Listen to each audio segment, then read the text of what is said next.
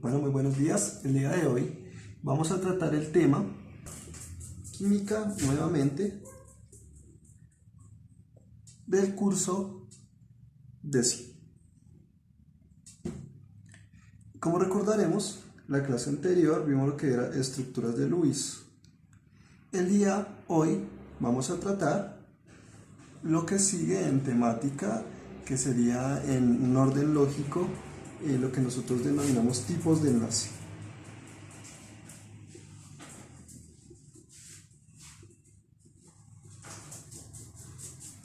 Vamos a ver de qué trata esta temática. Entonces, como recordaremos, la estructura de Lewis es una estructura donde se colocan los electrones de valencia de un elemento cualquiera en forma de puntos y van en pares. Entonces, supongamos, este sería un elemento y tendría en su capa de valencia 2, 4, 6 electrones en su última capa. Entonces, recordaremos que un elemento siempre busca tener completa la capa de valencia. Entonces supongamos un elemento que tenga un S2, 2S2, 2P, digamos 2, sería un elemento que tiene en su última capa, que es la número 2, 4 electrones de valencia, sería esto. Pero necesita 4 electrones más, porque recordemos que el P suele ser 6, así que toma 2 electrones de la capa de valencia de otro elemento. Entonces supongamos un elemento cualquiera, un elemento Y, que da esos 2 electrones extras a un lado, 2, 4, 6, entonces ya sería 2P4, pero necesita otros 2 electrones para que sea 6, entonces sería 2P6. Y esta sería la estructura del compuesto que nosotros estemos realizando. Pero entonces recordemos, hay tipos de enlace. Esto que está acá, estos electrones que están compartiendo estos elementos, se llaman enlaces. ¿Por qué es un enlace? Porque es lo que junta un elemento con otro. Entonces lo que nosotros vamos a hacer es hablar el día de hoy de los tipos de enlace que existen, ya que no solamente se comparten, sino que hay diferentes maneras en las que un elemento puede relacionarse con los electrones de valencia de sí mismo y de otros. Entonces vamos a revisar ese tipo de enlaces. Entonces lo primero que tenemos que tener en consideración para saber los tipos de enlaces es lo que nosotros llamamos la electronegatividad.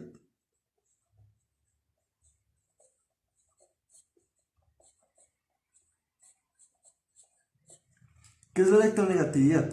La electronegatividad es la capacidad que tiene un átomo cualquiera para atraer electrones. Entonces supongamos que tenemos el oxígeno, que tiene 6 electrones en su capa de valencia, como ya sabemos. Y tenemos otro, por ejemplo el sodio, que tiene únicamente un electrón en su última capa. Como sabemos, la mayoría de los elementos buscan tener la configuración electrónica o los electrones de un gas noble, que normalmente tiene 8 electrones en su capa de valencia. Entonces, para que el oxígeno tenga 8 electrones, necesita uno en cada lado, si podemos observar. Pero el sodio necesitaría 7, son demasiados electrones. Así que para estar completo, al sodio le queda mucho más fácil soltar este electrón, ceder el electrón, que simplemente tomar otros 7. Mientras que al oxígeno le queda mucho más fácil tomar 2 electrones de diferentes lugares para completar la capa que tiene desapareada. Entonces, ¿esto qué significa?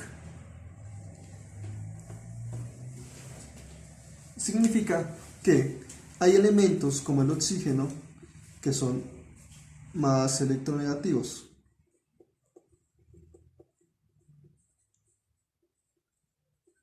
Quiere decir que atraen mucho más los electrones que otros, como el sodio, que son mucho menos electronegativos, que atraen muy poco los electrones. Hay un punto en el que no solo los atraen, sino que prefieren cederlos, como en el caso del sodio. Como podemos observar, el sodio es un metal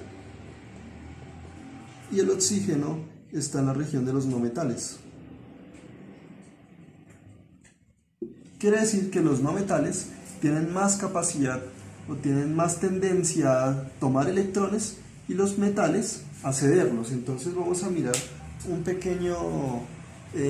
pequeña croquis de la tabla periódica para que podamos determinar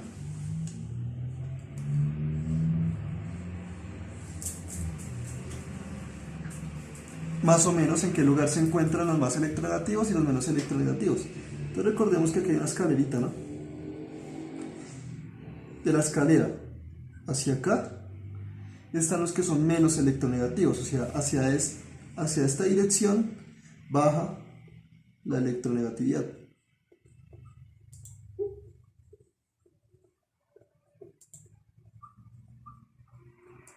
Y hacia la dirección de izquierda a derecha están los más electronegativos. Quiere decir, hacia esa dirección aumenta la electronegatividad.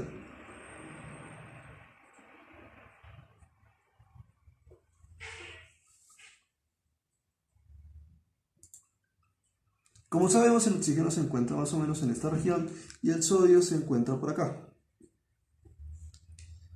Como podemos observar, el oxígeno es mucho más electronegativo que el sodio. Quiere decir que tiene mayor tendencia a tomar, mientras que el sodio tiene mayor tendencia a ceder. ¿Y eso para qué nos sirve? Para saber el tipo de enlace. Entonces vamos a ver lo que tiene que ver la electronegatividad con los tipos de enlace. La electronegatividad es una escala que va aproximadamente del 0 al 4, siendo en el número 0 los menos electronegativos, los números que están más cercanos al 0, y los que están más cercanos al 4 los más electronegativos. El único elemento que tiene como valor de electronegatividad es el flúor, ya que este tiene un número de electronegatividad de 4. ¿Esto qué quiere decir? Que es el elemento que tiene mayor fuerza, mayor afinidad en atraer los electrones a su núcleo. Es el elemento más fuerte de todos y por lo tanto es el que, digamos, va a atraer más electrones a su capa de valencia. Entonces, vamos a revisar cómo la electronegatividad afecta el tipo de enlace que se va a formar. Entonces supongamos que tenemos dos elementos exactamente iguales que tienen 7 electrones en su capa de valencia. ¿Cómo se dibujan esos 7 electrones? Con punticos, ¿no? Entonces 1, 2, 3, 4, 5, 6 y 7. Y otro elemento que tiene exactamente los mismos electrones. 1, 2, 3, 4, 5, 6 y 7. Al ser el mismo elemento, ambos átomos tienen la misma fuerza. Por lo tanto, los electrones que comparten no se van a ir más hacia un lado o hacia otro, sino que se van a mantener siempre juntos. Este tipo de enlace en los que los elementos comparten se llama un enlace covalente.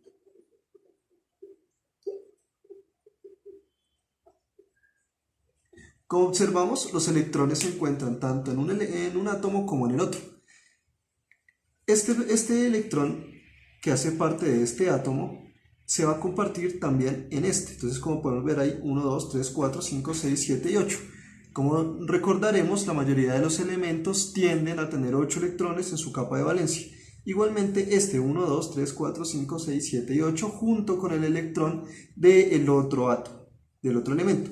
Entonces, ambos elementos, al ser el mismo, jalan de cierta manera e intentan atrapar el electrón con la misma fuerza tanto de un lado como de otro. Por lo tanto, es como si dos personas que tienen exactamente la misma fuerza estuvieran jalando un objeto. Obviamente ninguno de los dos va a poder llevárselo. Por lo tanto, va a quedar tanto en la misma distancia de uno como de otro. Hasta cierto punto están compartiendo ese objeto. Eso es lo que se llama un enlace covalente. Un enlace covalente apolar. ¿Qué significa que sea apolar? Recordemos que hay diferentes. Apolar significa que no genera polos. ¿Eso qué quiere decir? Entonces recordemos, por ejemplo, una pila.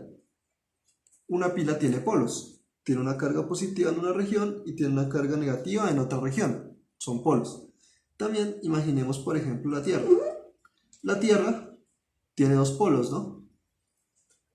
Polo norte y el polo sur, que sin saberlo también tiene cargas, ¿sí? Entonces cuando hablamos de polos hablamos siempre de cargas, una negativa y una positiva que va a un lugar y al otro. Entonces, en este caso, como ambos tienen exactamente la misma fuerza y los electrones son de carga negativa, esta molécula va a ser completamente apolar. Eso quiere decir que no tiene carga, sin carga.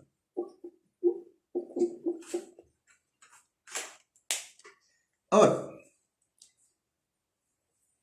¿cuánto debe dar la diferencia de electronegatividades en este tipo de compuestos, en los enlaces covalentes apolares?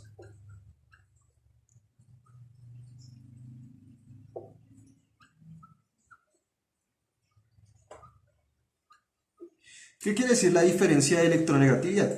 Eso quiere decir que nosotros lo que hacemos es una resta, por eso se llama diferencia, de los valores de electronegatividad de ambos compuestos. Entonces supongamos que ambos tienen una electronegatividad de 0.89, digamos. Es exactamente el mismo valor porque son exactamente el mismo elemento. Esto nos da un valor de 0. Quiere decir que mientras más cercano al 0, más apolares van a ser los enlaces.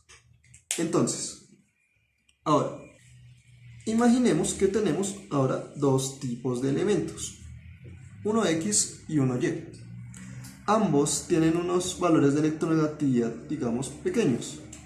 0.89, que dijimos que era este, y este, supongamos, un valor de 0.9.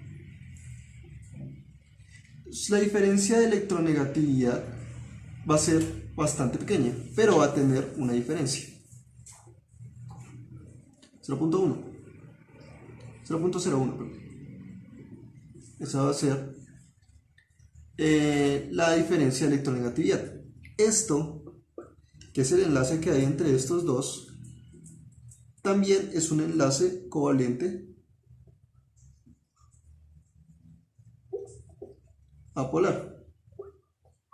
¿Por qué? Porque la diferencia de electronegatividad sigue siendo demasiado pequeña. Entonces, si tenemos un elemento que en realidad tenga, por ejemplo, digamos que Y ya no tiene 0.9, sino que tiene un valor bastante más alto, supongamos, por ejemplo, que X tiene un valor de 0,5 en electronegatividad y Y tiene un valor de 0.7, por ejemplo. Entonces, la diferencia, en este caso, pues bueno, el valor más alto va arriba, ¿no? Entonces, 1.7, 0.5, entonces acá sería 1,2 de electronegatividad. Entonces, los valores que van desde 0 a 0.7 son covalentes apolares.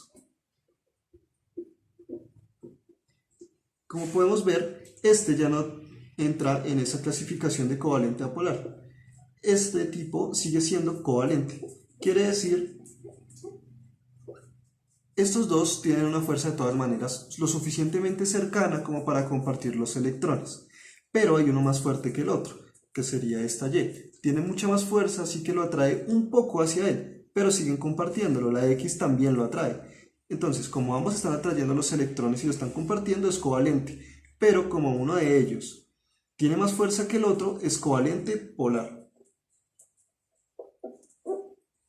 Este polar, ¿qué quiere decir? Como dijimos, que tiene cargas. Una positiva y una negativa. ¿Cuál de los dos va a ser el negativo? Va a ser el que tenga mayor fuerza. ¿Por qué? Porque el que tiene mayor fuerza es el que tiene más posibilidad de tener cargas negativas. Entonces, va a tener una carga negativa y el otro va a tener una carga positiva, ¿sí?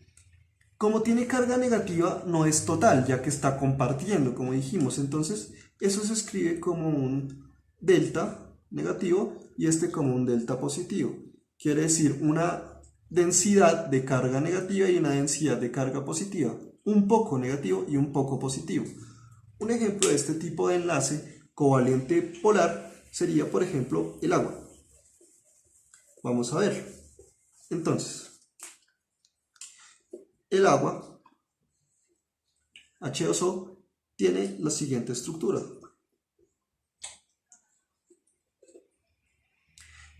Estos elementos tienen una electronegatividad bastante similar, cercana, pero el oxígeno tiene una electronegatividad mucho más fuerte.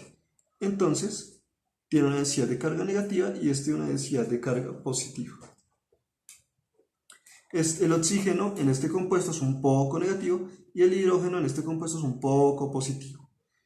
Este es un tipo de enlace covalente polar.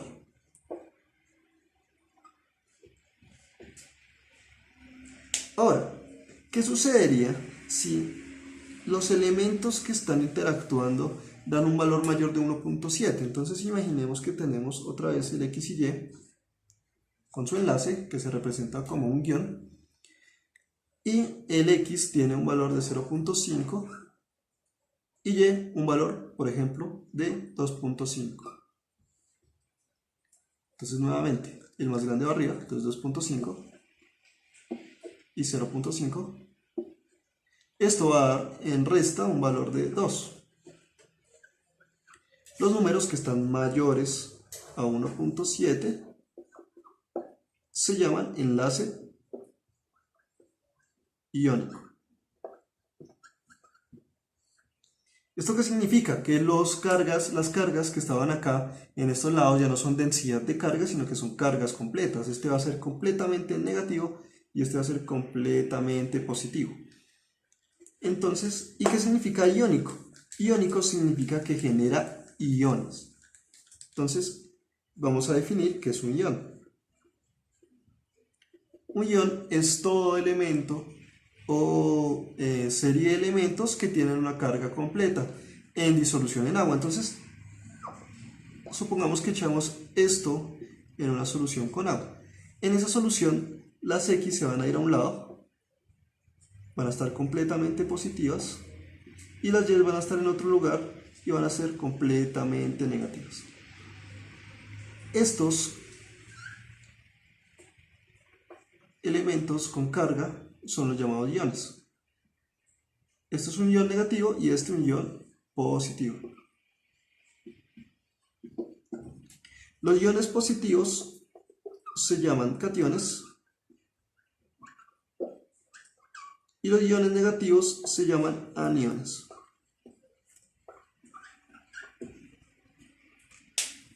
Entonces, todos los elementos que tengan una carga completa se llaman iones. Si son positivos se llaman cationes y si son negativos se llaman aniones. Los compuestos que tienen una diferencia de electronegatividad mayor a 1.7 son los que nosotros llamamos que tienen enlace iónico. Vamos a ver un ejemplo. Entonces, el ejemplo más común de este tipo de compuestos es el cloruro de sodio, la sal común, la sal de la casa.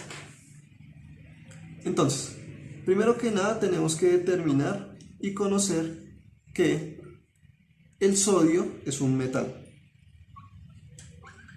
y el cloro un no metal. Entonces, como recordarán, en la tabla periódica, voy a hacerla acá pequeña, en la tabla periódica de esta región hacia acá son no metales y en esta región son los metales. Mientras más alejado esté un elemento de otro, más iónico, es decir, su diferencia de electronegatividad será cada vez mayor. Mientras más cercano estén los elementos el uno del otro, la diferencia de electronegatividad disminuirá y por lo tanto serán más covalentes los enlaces, y mientras más cerca aún serán más covalente polar o apolar. Quiere decir, si están súper pegados ambos elementos, pero lo más probable es que su tipo de enlace sea covalente apolar. Si están un poco más separados, como en este caso, el enlace seguramente será covalente polar. Y si están totalmente separados, lo más seguro es que sea iónico. Entonces en este caso, este es un metal y este es un no metal, quiere decir que están a ambos extremos de la tabla periódica. Y su diferencia de electronegatividad es mucho mayor a 1.7. Mucho mayor a 1.7, entonces este tipo de enlace es un enlace iónico. Ahora, experimentalmente, ¿cómo se sabe que realmente es iónico? Pues al colocarlo en una solución en agua, el sodio va a ser positivo y el cloro va a ser negativo. Y va a estar completamente separados uno del otro. Entonces esto tiene una carga total positiva y una carga total negativa, no como en el agua que eran cargas parciales. Entonces este tipo de enlace es el enlace iónico y como sabremos, la sal de cocina, por ejemplo, es sólido.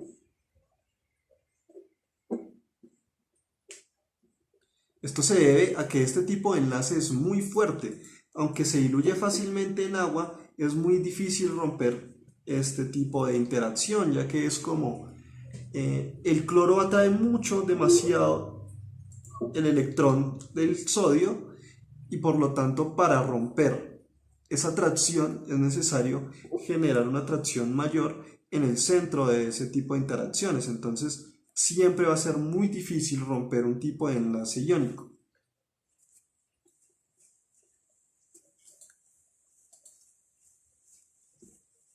Ahora, relacionándolo con la estructura de Lewis, entonces nosotros sabemos que el sodio tiene un único electrón en su capa de valencia, mientras que el cloro tiene 7. 1, 2, 3, 4, 5, 6 y 7. Como podemos observar, el cloro completa sus 8 electrones en la capa de valencia y el sodio completa estos 2.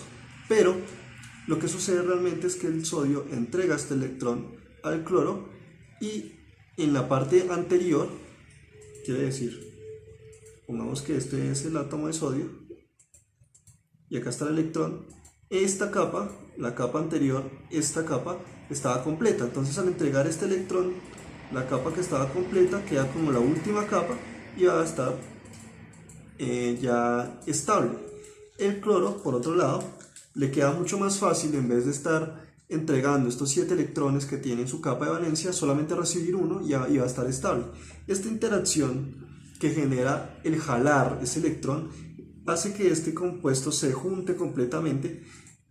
Quiere decir, el cloro jala, casi obliga al sodio a estar con él, entonces es muy difícil romper esta interacción. Mientras que, por ejemplo, un compuesto covalente apolar, por ejemplo CH4, donde el carbono tiene 4 electrones de valencia y el hidrógeno de 1, entonces lo vamos a colocar acá. Este electrón del hidrógeno, este electrón del hidrógeno, este electrón del hidrógeno y este electrón del hidrógeno. Si nos damos cuenta, a pesar de que el carbono tiene más electrones que el hidrógeno, a él le queda tan fácil soltar esos 4 electrones como tomar 4 electrones. Y aparte el hidrógeno, al ser solamente una carga positiva y una carga negativa en su exterior, tiene mucha fuerza por ese electrón. Le queda muy difícil soltarlo, entonces ambos tienen una fuerza muy similar con los electrones. Por lo tanto, estos enlaces que se forman aquí son de compartición, se están compartiendo. Y como se están compartiendo, son covalentes. Al tener una fuerza tan similar, son covalentes apolares. Esto no genera cargas. Entonces, nuevamente, vamos a hacer un pequeño resumen de la diferencia de electronegatividades que debe tener el enlace. Entonces, si el enlace va de 0 a 0.7 es covalente apolar. Si la diferencia va de 0,7 a 1.6 es covalente polar. Y de ahí en adelante es iónico. Recordemos, este no genera cargas, Este sí genera cargas parciales.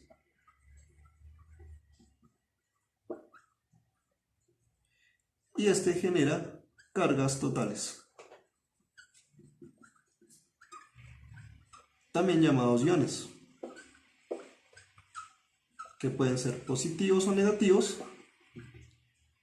Estos se llaman cationes y estos aniones. Y eso sería todo con lo referente a los tipos de enlaces que se pueden formar en los diferentes tipos de compuestos. Como ejercicio, en el blog podrán encontrar una serie de ejercicios de respuesta múltiple, en donde ustedes contestarán qué tipo de enlace es cada uno de los compuestos que se muestran. Recuerden que si tienen alguna duda pueden comentarme y nos vemos en una próxima oportunidad.